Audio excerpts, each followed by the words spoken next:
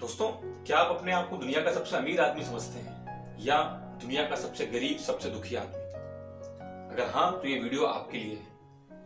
दोस्तों, इस दुनिया में अमीर कौन है, गरीब कौन है, ये पता कर पाना, इसका पता लगा पाना दुनिया को समझने के जैसा है, पूरे ब्रह्मांड को समझने के जैसा है।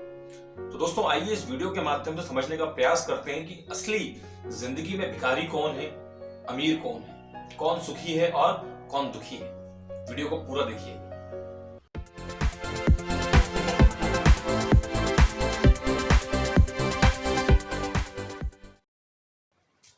नमस्कार दोस्तों, कैसे हैं आप सभी लोग? मुझे पूरी आशा है कि आप एकदम स्वस्थ होंगे और एकदम मस्त होंगे। दोस्तों, आज की इस वीडियो में एक बहुत ही प्रेरणादायक और विचारणीय कहानी मैं आपको सुनाने वाला हूं, जो आपको ये सोचने पर मजबूर कर देगी कि दुनिया में असल में सुखी व्यक्ति कौन है और दुखी कौन है। कहानी बहुत छोटी सी है, केवल सुबह शुरू होती है और शाम को खत्म हो जाती है। पूरे दिन भर की एक कहानी, और इस कहानी में आपको जीवन का बहुत बड़ा एक मंत्र सीखने को मिलेगा दोस्तों, कि असल में सुखी होने का राज क्या है या सुखी कौन है। तो आइए दोस्तों, बिना समय बर्बाद की कहानी को शुरू करेंगे। बस मेरा आपसे निवेदन है कि कहानी को पूरा देखिएगा, ताकि इस कहानी की जो सीख है वो आपको मिल सके। दोस्तों, कहानी शुरू होती है एक सुबह से। एक भिखारी है हल्कू नाम का, जिसका काम हर दिन भीख मांगना है और अपने जीवन का गुजारा करना है।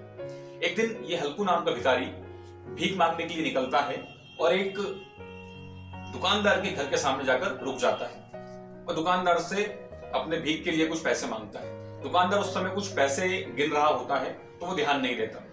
लेकिन दुकानदार की पत्नी आकर एक सिक्का उस भिखारी को देती है और आगे बढ़ने के लिए बोल देती है। दुकानदार अपने पैसे गिनने में मगन रहता है और ये भिखारी आगे बढ़ जाता है। और आगे बढ़ते बढ़ते भिखारी सोचता है, यानी हल्कू, कि इस दुकानदार की जिंदगी कितनी अच्छी है, कोई चिंता नहीं है, हाथों में कितना सारा पैसा है, एक अच्छा सा घर बना हुआ है, किसी प्रकार की फिक्र नहीं है। मुझे देखो, हर दिन सुबह सिक्के मांगने होते हैं, हर दिन मुझे भीख मांगनी होती है। काश मैं भी एक दुकानदार होता, तो मेरी जिंदगी में भी कोई दुख नहीं होता, मेरा भी एक घर होता। काश मैं भी एक दुकानदार होता। और ऐसा सोचते सोचते ही ये आगे बढ़ता जाता है। और इधर ये दुकानदार अपनी पत्नी को डांटता है कि तुम्हें क्या जरूरत थी उस भिखारी को पैसे देने की? तुम्हें क्या पता नहीं है मैं कितनी चिंता में डूबा हुआ हूँ? मैं रात रात भर सो नहीं पा रहा हूँ। मुझे बड़े व्यापारी को जाकर आज 1 लाख रुपए देने हैं और 1 लाख रुपए की व्यवस्था हुई नहीं है। मैं उसी व्यवस्था में लगा हुआ हूँ और तुम हो कि जाके भिखारी को पैसे दान कर रही हो। क्या तुम्हें समझ में नहीं आता? और इसी उलझन में जितने भी पैसे उसके पास इकट्ठे होते हैं, वो उन पैसों को लेकर बड़े व्यापारी के यहाँ चला जाता है और सोचता जाता है कि कितनी चिंता है जिंदगी में। दिन भर कमाओ, पूरे महीने भर कमाओ और जाके इकट्ठा एक बड़े व्यापारी को दे। और इसी सोच के साथ वो बड़े व्यापारी के घर पहुंच जाता है और बड़े व्यापारी के घर जाकर वो पैसे देता है और देखता है कि उसके जैसे 10 दुकानदार पहले से ही बैठे हुए हैं जो पैसे देने के लिए आए हुए हैं। क्योंकि इस दुकानदार के पास पैसे कम थे, तो वो जब पैसे देता है तो उसको सेठ की, यानी बड़े व्यापारी की कुछ बातें भी सुननी पड़ती है। और जितना भी पैसा इसके पास इकट्ठा होता है, वो पैसे देकर बाहर निकल जाता है और निकलकर सोचता है कि क्या जिंदगी है इस बड़े व्यापारी की, कितनी गजब की जिंदगी है। 4 तो नौकर लगे हुए हैं, यहाँ तो 1 लाख रुपए इकट्ठा नहीं होता है और यहाँ 10-10 लोग मेरे जैसे बैठे हुए हैं इसको 1-1 लाख रुपए देने के लिए। क्या जिंदगी है!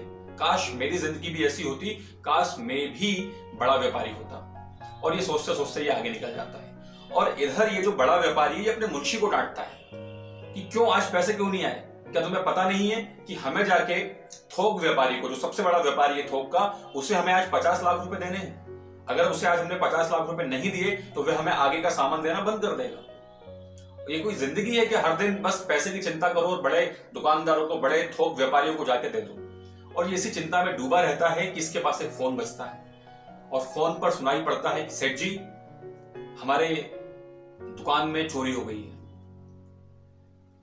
और ये सेठ जी चिंता में डूब जाते हैं और चिंता में डूब जाते हैं। पहले ही पैसे की चिंता थी और अब एक नई चिंता आ जाती है और सोचते हैं कि ये भी कोई जिंदगी है। पैसे इकट्ठे करो, दुकान को संभालो, अभी कुछ दिनों पहले ही तो मेरा नुकसान हुआ था। और इसी उलझन में पैसे इकट्ठे करके ये थोक व्यापारी के यहाँ चले जाते हैं और थोक व्यापारी के यहाँ जाके उसको पैसे देते हैं। और ये भी वही नजारा देखते हैं कि इसके यहाँ भी पहले ही कई बड़े बड़े व्यापारी बैठे हुए हैं जो 50-50 लाख रुपए के लिए देने आए हुए हैं। और ये पैसे देकर वहां से निकल जाता है और सोचता है कि यार ये है जिंदगी। तो असल में जिंदगी ऐसी होनी चाहिए।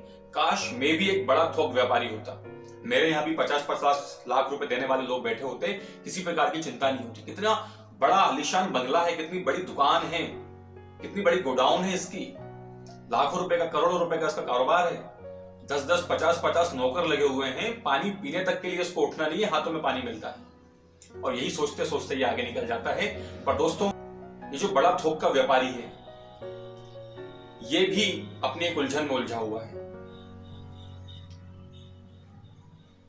ये अपने मुंशी को बोलता है कि आज हमें फैक्ट्री के मालिक को 2 करोड़ रुपए देने हैं, आज उसका आखिरी दिन है, पैसे की व्यवस्था करो। ये इसी उलझन में है कि यार पूरे महीने भर पैसा जोड़ो और 2 करोड़ रुपए इकट्ठा करके फैक्ट्री के मालिक को दे दो। और ये इतना सोचता ही रहता है कि इसके पास एक फोन बजता है और इसे पता चलता है कि इसके गोडाउन में आग लग गई है। इसे इसके नौकर बताते हैं कि साहब, गोडाउन का पूरा जो माल है वो जल चुका है, गोडाउन में कुछ भी नहीं बचा है। और ये जो थोक व्यापारी है, ये एक तरीके से बेहोश हो जाता है, बहुत बुरी इसकी स्थिति हो जाती है। इसको संभाला जाता है, इसको ठीक किया जाता है और इसको याद दिलाया जाता है कि आज आपको फैक्ट्री के मालिक को पैसे देने हैं। और ये उसी चिंता में डूब जाता है और सोचता है कि यार क्या जिंदगी मिली है, कितनी बकवास जिंदगी है मेरी, कि पूरी जिंदगी में अभी तक कभी सुख नहीं मिला, केवल पैसा कमाओ, पैसा आगे बढ़ाओ, पैसा कमाओ और पैसा आगे बढ़ाओ। और ऊपर से चिंता की फैक्ट्री में आग लग गई है, दुकान में आग लग गई है, गोडाउन में आग लग गई है। बस इसी चिंता के साथ साथ ये आगे बढ़ता जाता है और जाकर फैक्ट्री मालिक के पास पहुंचता है। उसे 1 करोड़ रुपए की पेमेंट करता है और पेमेंट करने के बाद बाहर निकल जाता है।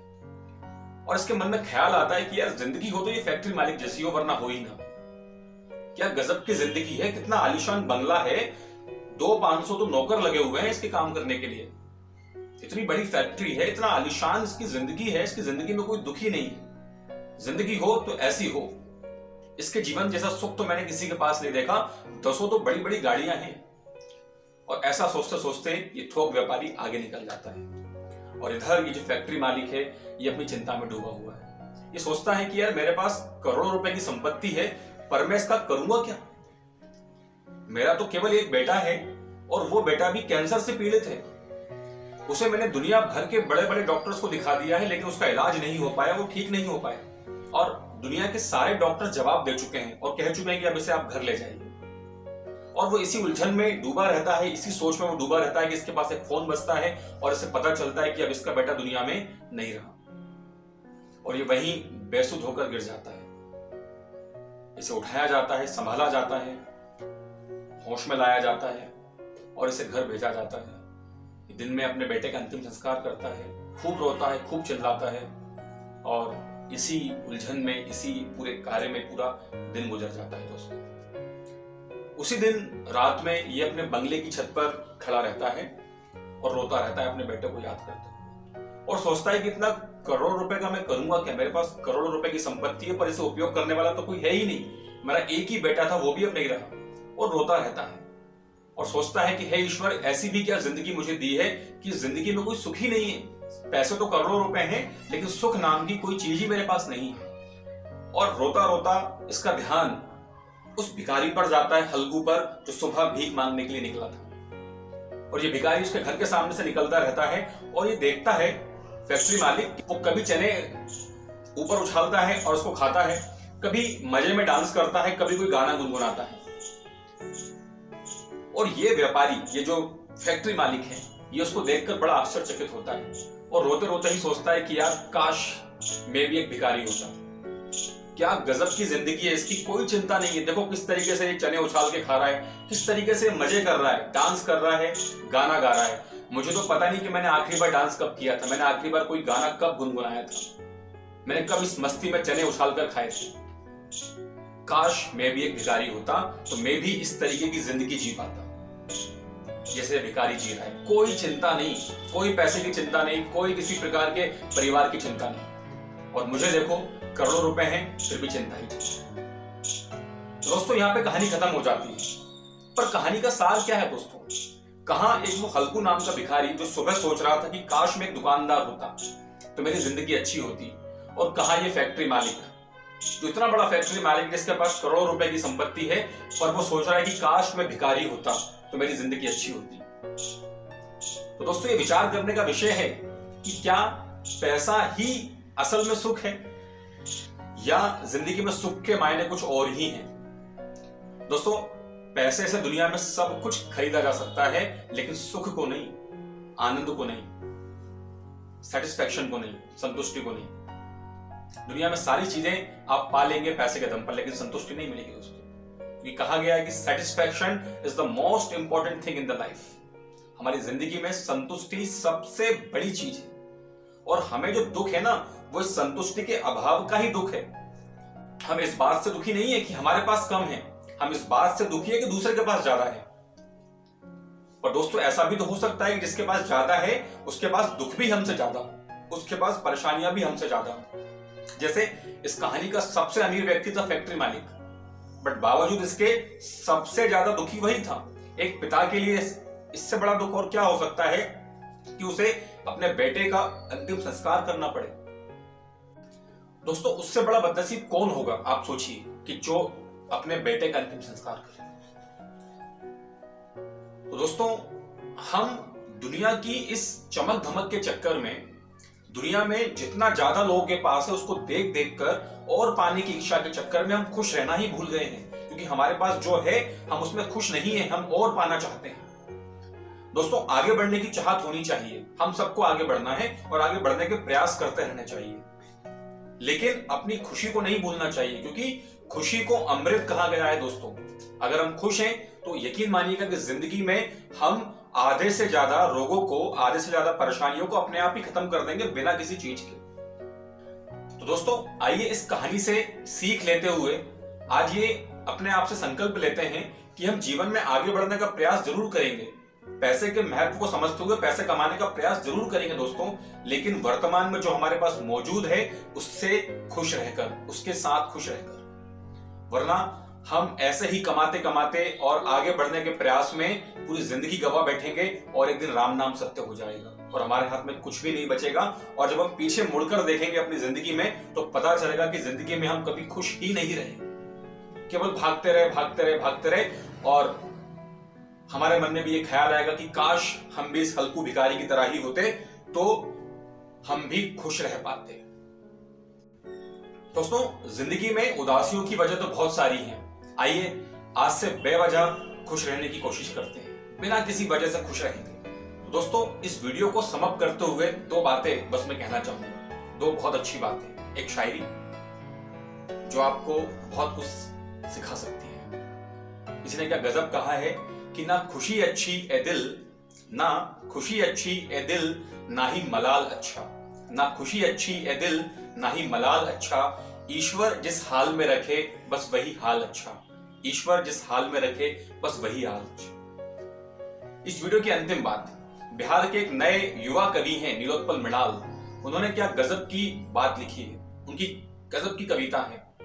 उस कविता की लिंक मैं आपको इस वीडियो के डिस्क्रिप्शन में दूंगा, उस वीडियो को भी आप जरूर देखिएगा, उस कविता को भी जरूर सुनिएगा। उसकी कुछ लाइनें हैं जो मैं आपके साथ यहाँ शेयर करना चाहता हूं। उन्होंने क्या गजब लिखा है कि ए उदास मौसम उदास नहीं होना, ए उदास मौसम उदास नहीं होना, सुख दुख का चलता रहता है अपना जादू टोना, सुख दुख का चलता रहता है अपना जादू टोना। क्या हुआ जो पतझड़ में कुछ पत्ते झड़ गए, क्या हुआ जो पतझड़ में कुछ पत्ते झड़ गए, कुछ हवा में उड़ गए, कुछ चूल्हों में जल गए, कुछ हवा में उड़ गए, कुछ चूल्हों में जल गए। गीली गीली मिट्टियों में फिर हरियाली बोना, गीली गीली मिट्टियों में फिर हरियाली बोना, ए उदास मौसम उदास नहीं होना, ए उदास मौसम उदास नहीं होना, सुख दुख का चलता रहता है अपना जादू। जी हाँ दोस्तों, जीवन में सुख दुख आता रहेगा, ये एक जादू टोना है, लेकिन हमें उदास नहीं होना है। जब भी लगे कि जिंदगी में कुछ खत्म हो गया है तब एक नई शुरुआत करनी है बस। चलिए दोस्तों, मिलेंगे अगली वीडियो में। इस वीडियो को दोस्तों के साथ शेयर कीजिएगा, वीडियो पसंद आई तो लाइक कीजिएगा और चैनल पर अगर आप नए हैं तो इसे चैनल को सब्सक्राइब कीजिएगा। बहुत बहुत धन्यवाद।